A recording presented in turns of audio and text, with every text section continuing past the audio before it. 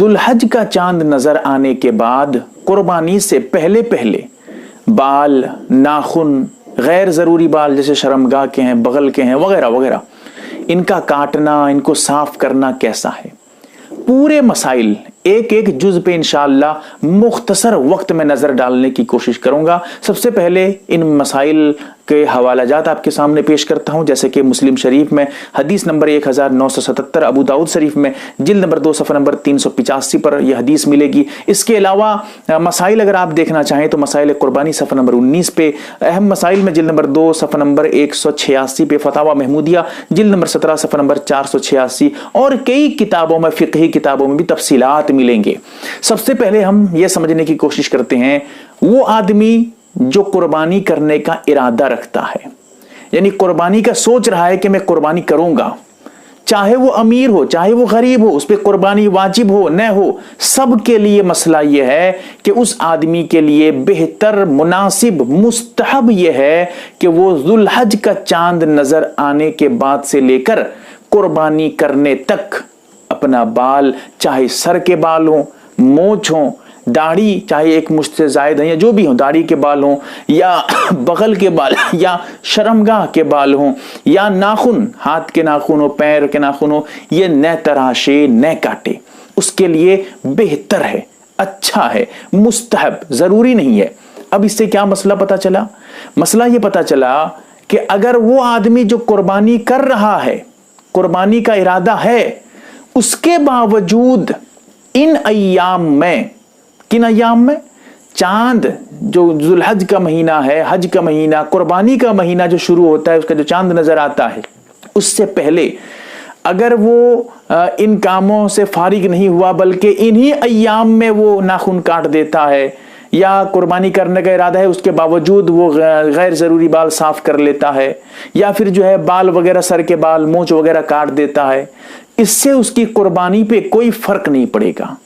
कुर्बानी का जितना सवाब मिलना चाहिए उसको मिल जाएगा, लेकिन हाँ, नुकसान उसका ये होगा कि जो सवाब उसको नए काटने से जायद मिलने वाला था, एक्स्ट्रा सवाब, इजाफा सवाब, इजाफी जो ज्यादा सवाब मिलता है वो नहीं मिल पाएगा, उससे महरूम हो जाएगा। लेकिन ये समझना, कुछ लोग ये समझते हैं कि अगर कुर्बानी करने वाला बाल नाखून काट देगा तो उसकी कुर्बानी नहीं होगी, ऐसी बात नहीं है, गलत बात है। सही बात यह है कि कुर्बानी उसकी हो जाएगी लेकिन सवाब से महरूम हो जाएगा। हाँ, गुनाह भी नहीं मिलेगा क्योंकि ये उसके लिए वाजिब अमल नहीं था, जरूरी काम नहीं था, उसके लिए अच्छा था, बेहतर था, उसको इख्तियार दिया गया था। काटेगा तो सवाब से जो है महरूम हो जाएगा, नहीं काटेगा तो सवाब मिल जाएगा। ये तो उस आदमी के लिए जो कुर्बानी करने का इरादा रखता था। लेकिन वो आदमी जो कुर्बानी का इरादा नहीं है, या गरीब आदमी है, मुसाफिर है, या वो आदमी जो कुर्बानी करने की ताकत नहीं रखता है, वो आदमी क्या करे? क्या वो भी यही काम करेगा? यानी इन जो है 10-11 दिन में जो है बाल वगैरह नहीं काटेगा? जुल्हज का चांद नजर के आने के बाद वो आदमी भी बाल वगैरह साफ नहीं करे? मसला यह है कि हदीस में आता है, वो आदमी जो कुर्बानी का इरादा नहीं रखता है, अगर वो भी यही काम करेगा, बाल वगैरह नहीं काटेगा, चाहे वो नाखून हो या बाल हो, साफ नहीं करेगा, तो फिर उम्मीद अल्लाह से यही है कि उसको कुर्बानी का सवाब मिल जाएगा। कुर्बानी करेगा नहीं, लेकिन इतना छोटा सा काम 10 दिन तक सिर्फ रोक देने से, बाल वगैरह न काटने से, 10 दिन तक नाखून वगैरह न काटेगा, 10-11 दिन तक, तो फिर समझिए कि उसको कुर्बानी का सवाब मिल जाएगा। वो भी हदीस में आया है, अपनी तरफ से बयान नहीं कर रहा हूं, अबू दाऊद शरीफ के का जो मैंने हवाला दिया है उसी हदीस में आप देख लीजिएगा।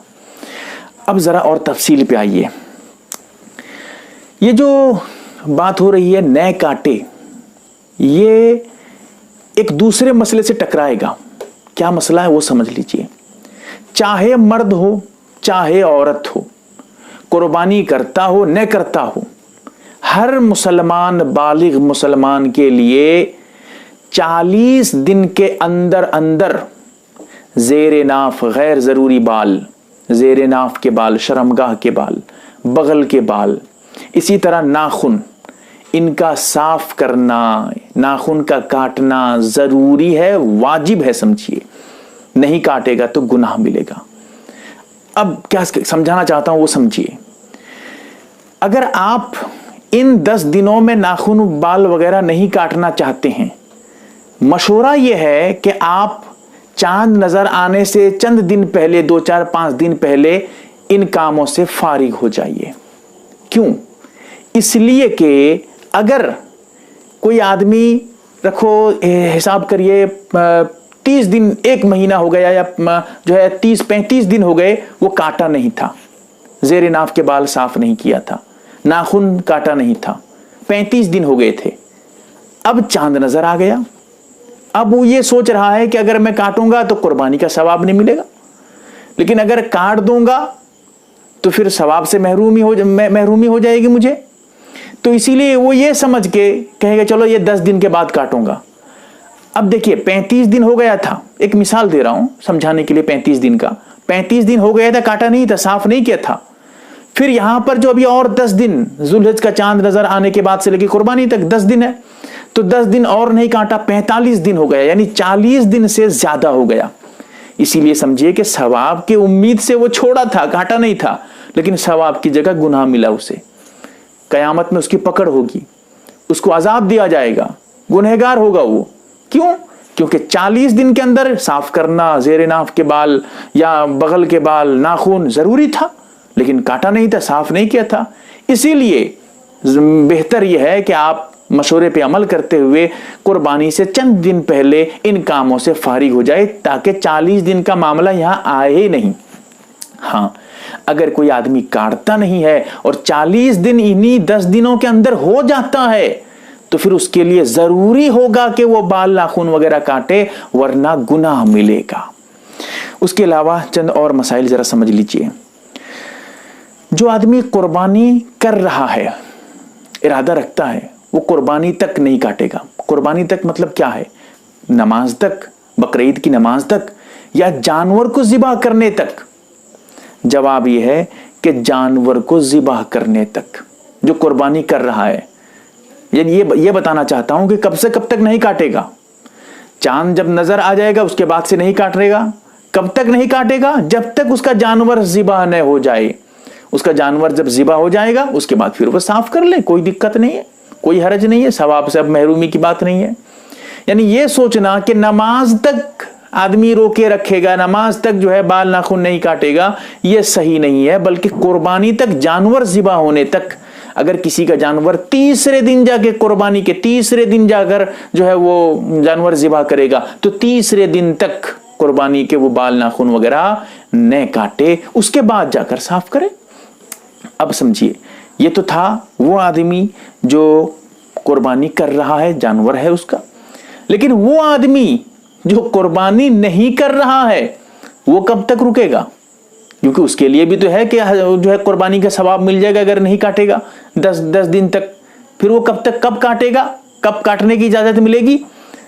जवाब यह है कि उस आदमी के लिए नमाज तक, जब नमाज हो जाए, नमाज के बाद समझिए अब काटने की इजाजत मिल जाएगी। अब वो काट सकता है, कोई हरज नहीं, अब उसको सवाब मिल गया। फिर यहां एक और मसला, वो आदमी जो नमाज अभी नहीं पढ़ेगा, जैसे मुसाफिर है, कहीं सफर में गया हुआ है, शरई मुसाफिर है, उसके लिए बकरीद की नमाज वाजिब नहीं है।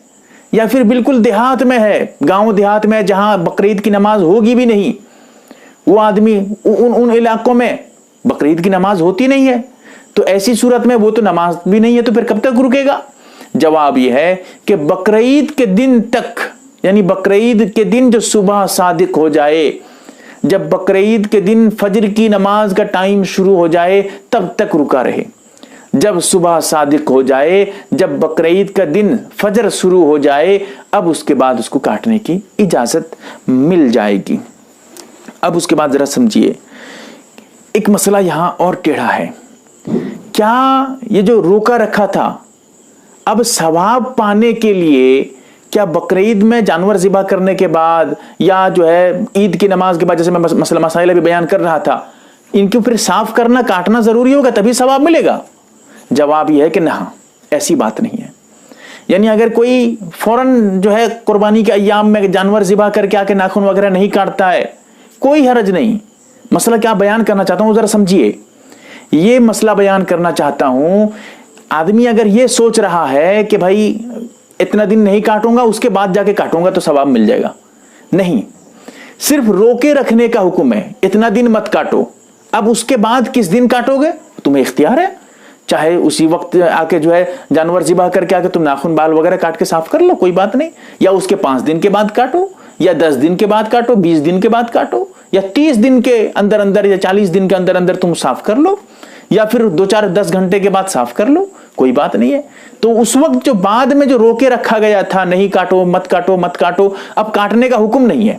جب وہ ٹائم ختم ہو جائے گا, جتنا ٹائم روکا تھا, بس وہ جو کاٹنے کے لیے منع کیا گیا تھا, وہ حکم اٹھ جائے گا, رک جائے گا. اب اس کے بعد وہ اپنا کاٹ سکتا ہے, جب چاہے گا کاٹ سکتا ہے. تو یہ بھی ایک سمجھنے کی بات تھی. بہرحال چند مسائل جو بہت اہم تھے میں نے پیش کرنے کی کوشش کی ہے. اللہ تعالیٰ سمجھنے کی توفیق دے, آمین یا رب العالمین.